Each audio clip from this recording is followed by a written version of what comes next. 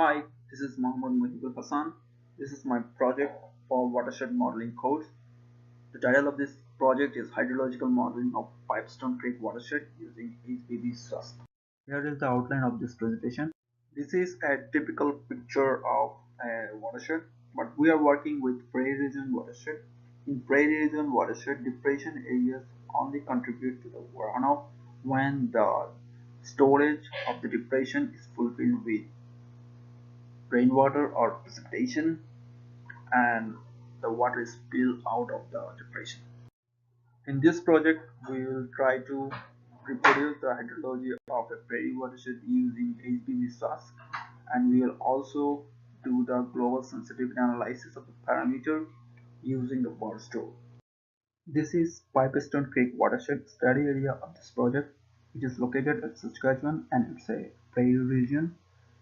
We use the Kipling station data for this project. We also use the Broadway data to cover up the missing data. 80% of this watershed runoff is created by snowmelt. This is a picture of daily stream flow of this watershed. We can see from 1996 to 2001, the average daily stream flow was really high. Monthly average stream flow data shows after winter we get the highest stream flow data due to snowmelt in April. The precipitation data shows that the highest precipitation is generated in June.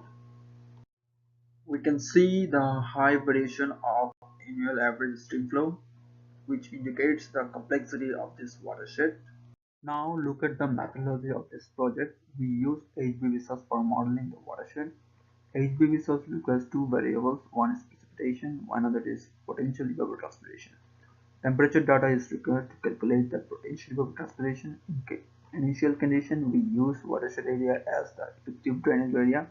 Spin-up period was 2 years, calibration period was 7 years, and validation period was 6 years. This is the 12 parameter required in HBV-SASK. For sensitivity analysis, we use the VERS tool. VERS tool actually combines derivative-based approach and variance-based approach, and it computes the sensitivity using the IVERS. IVERS 50 represents the total volume impact.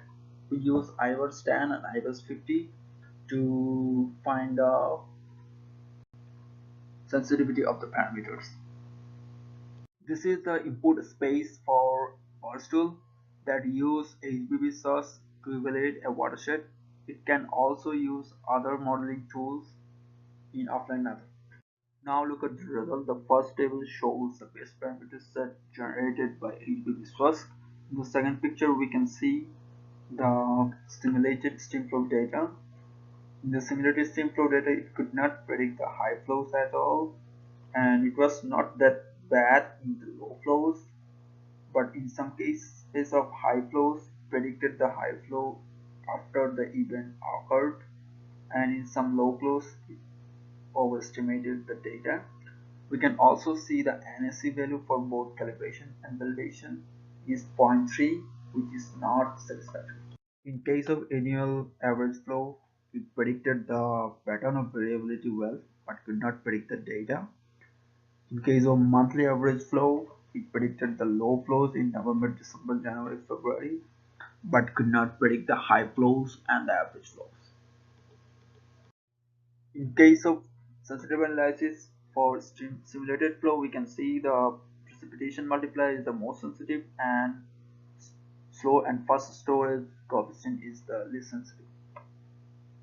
Sensitivity analysis for peak flow is almost same as the overall simulated flow, but in this case least sensitive is the threshold temperature and the slow water reservoir coefficient. In case of minimum stream flow, base of unit hydrograph and shape parameter is the least sensitive, and K2 and PM is the most sensitive.